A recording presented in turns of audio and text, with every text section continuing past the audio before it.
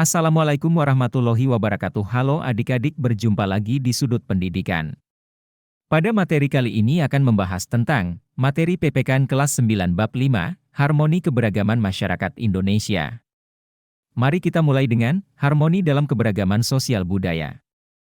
Berdasarkan Kamus Besar Bahasa Indonesia, pengertian harmoni ialah keselarasan. Sebagai negara yang memiliki beragam ras, budaya, agama, tradisi, ekonomi, pendidikan dan sebagainya, diperlukan adanya harmonisasi dalam kehidupan masyarakat. Hal ini sangat dibutuhkan untuk menciptakan satu kesatuan dan perdamaian dalam menjalani kehidupan bermasyarakat dengan perbedaan-perbedaan tersebut. Oleh sebab itu, setiap warga Indonesia perlu memiliki sikap saling menghormati dan toleransi. Keberagaman sosial pada masyarakat Indonesia melahirkan bermacam-macam status sosial, mata pencaharian, serta kedudukan dan jabatan dalam masyarakat. Karena manusia sebagai makhluk sosial tidak dapat hidup sendiri tanpa bantuan orang lain, sehingga dengan keberagaman tersebut setiap individu dalam masyarakat akan saling membutuhkan dan saling melengkapi. Selanjutnya, harmoni dalam keberagaman ekonomi pada masyarakat. Setiap individu tentu memiliki perbedaan dalam hal ekonomi. Ada yang hidup berkecukupan, hidup dengan materi yang berlebih, serta hidup kurang mampu. Dengan adanya perbedaan ekonomi seperti ini, keharmonisan antar masyarakat juga perlu dipelihara agar tidak terjadi ketimpangan sosial atau jarak yang terlihat jelas antara si kaya dan si miskin. Oleh sebab itu, perlu memunculkan rasa saling memberi dan mengasihi untuk menciptakan harmonisasi keberagaman ekonomi pada masyarakat. Selanjutnya, harmoni dalam keberagaman gender dalam masyarakat. Secara harfiah gender berasal dari bahasa Inggris yang berarti jenis kelamin. Gender merupakan suatu sifat yang melekat pada laki-laki dan perempuan. Gender menunjukkan pembagian peran, kedudukan, dan tugas antara laki-laki dan perempuan berdasarkan sifat-sifat yang dimilikinya. Kesetaraan gender makin berkembang bukan hanya perlakuan yang adil berdasarkan ciri-ciri fisik antara laki-laki dan perempuan, tetapi mengarah kepada kompetensi kemampuan akademik atau keahlian yang dimiliki dari setiap orang dalam kehidupan masyarakat. Tanpa membedakan jenis kelamin, baik laki-laki maupun perempuan memperoleh kesempatan yang sama untuk berperan serta dalam berbagai bidang kehidupan. Selanjutnya, permasalahan dan akibat yang muncul dalam keberagaman masyarakat Indonesia.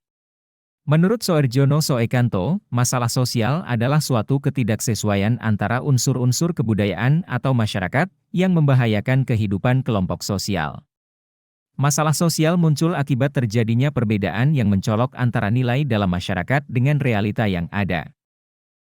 Masalah sosial dapat dikelompokkan menjadi 4 jenis faktor penyebab, antara lain ekonomi, budaya, biologis, dan psikologis. Selanjutnya, kondisi budaya masyarakat Indonesia. Menurut pendapat C. Klughorn pada bukunya yang berjudul Universal Categories of Culture, mengungkapkan terdapat berbagai unsur-unsur kebudayaan secara umum yang ditemukan di seluruh dunia, baik pada kelompok masyarakat tradisional sampai dengan masyarakat modern, atau pada masyarakat yang hidup pada zaman pra-aksara sampai dengan sekarang. Unsur-unsur ini merupakan bagian dari sistem sosial budaya, yang terdiri atas 1. Sistem agama, kepercayaan atau religi, dan upacara keagamaan. 2. Sistem masyarakat dan organisasi kemasyarakatan. 3. Sistem pengetahuan. 4. Bahasa. 5. Sistem mata pencaharian. 6. Sistem teknologi dan peralatan. 7. Kesenian. Materi selanjutnya yaitu sistem agama, kepercayaan atau religi, dan upacara keagamaan. Agama merupakan seperangkat aturan dan peraturan yang mengatur hubungan manusia dengan Tuhannya, mengatur hubungan manusia dengan manusia lainnya, dan mengatur hubungan manusia dengan lingkungannya berdasarkan kitab suci. Secara khusus, agama didefinisikan sebagai suatu sistem keyakinan yang dianut dan tindakan-tindakan yang diwujudkan oleh suatu kelompok atau masyarakat dalam menginterpretasikan dan memberi tanggapan terhadap apa yang dirasakan dan diyakini sebagai yang gaib dan suci. Selanjutnya, sistem masyarakat dan organisasi kemasyarakatan. Masyarakat, society, diartikan sebagai sekelompok orang yang membentuk sebuah sistem semi tertutup, di mana sebagian besar interaksinya adalah antara individu-individu yang berada dalam kelompok tersebut. Secara umum, masyarakat merupakan sekumpulan individu yang hidup bersama dalam suatu tempat atau wilayah. Menurut Undang-Undang Nomor 17 Tahun 2013 tentang Organisasi Kemasyarakatan, yang dimaksud dengan organisasi kemasyarakatan adalah organisasi yang didirikan dan dibentuk oleh masyarakat secara sukarela berdasarkan kesamaan aspirasi, kehendak, kebutuhan, kepentingan, kegiatan, dan tujuan untuk berpartisipasi dalam pembangunan demi tercapainya tujuan Negara Kesatuan Republik Indonesia yang berdasarkan Pancasila. Selanjutnya, sistem pengetahuan. Sistem pengetahuan yang dimiliki masyarakat merupakan kunci berkembangnya suatu peradaban. Semakin mudah manusia menguasai alam dan semakin canggih manusia memanfaatkan alam, sehingga semakin tinggi peradaban manusia. Sistem pengetahuan umumnya diperoleh melalui beberapa cara, yaitu formal, informal, dan non-formal. Secara formal, yaitu pengetahuan manusia diperoleh melalui lembaga-lembaga formal, legal, terstruktur, dan terorganisir melalui institusi, misalnya, sekolah, akademi, dan universitas. Secara informal, pengetahuan yang diperoleh melalui lingkup semi-formal, misalnya lembaga-lembaga kursus. Dan non-formal, pengetahuan diperoleh secara otodidak melalui proses pengalaman diri sendiri tanpa menggantungkan pada orang lain. Selanjutnya, bahasa.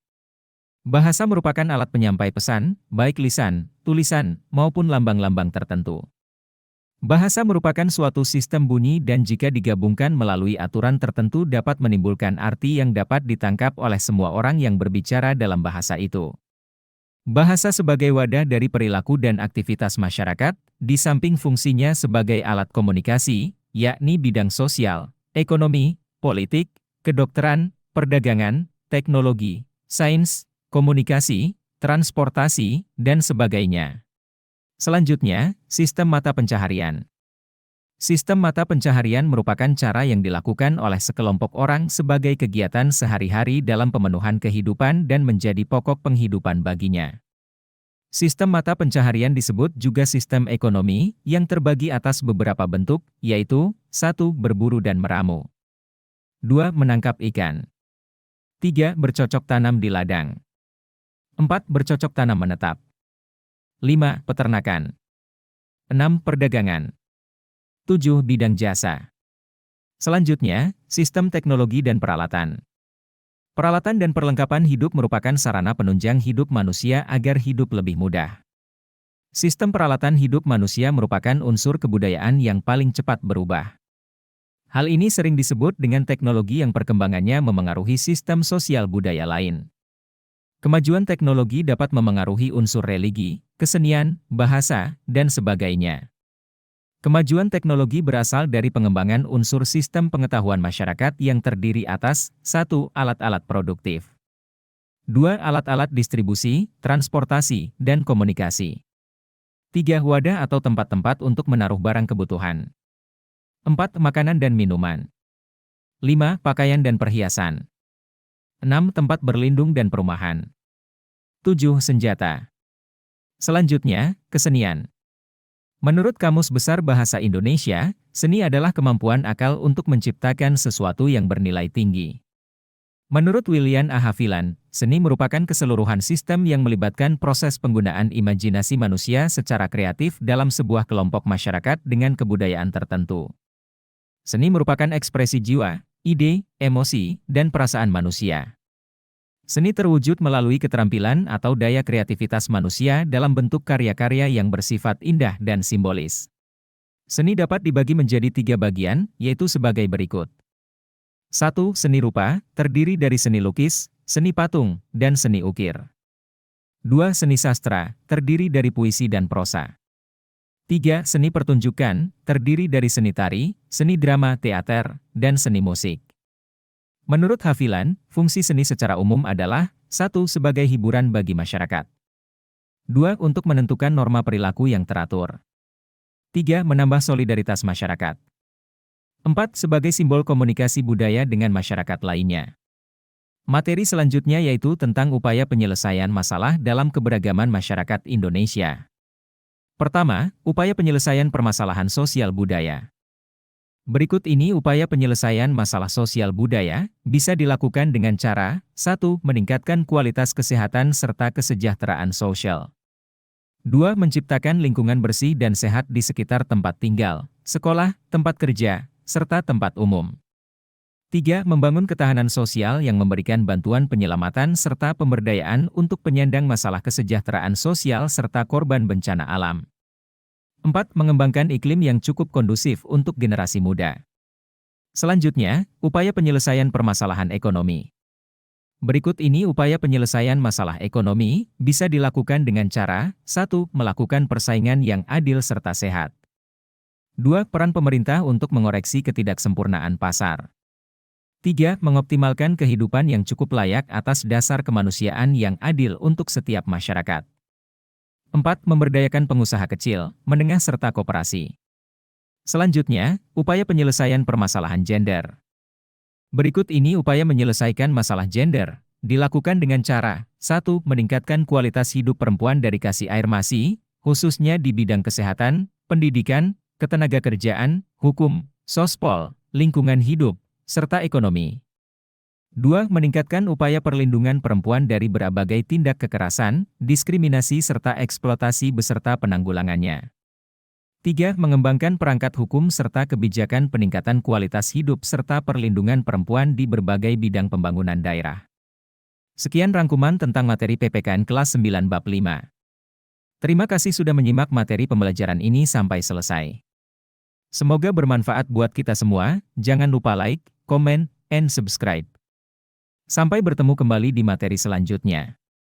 Wassalamualaikum warahmatullahi wabarakatuh.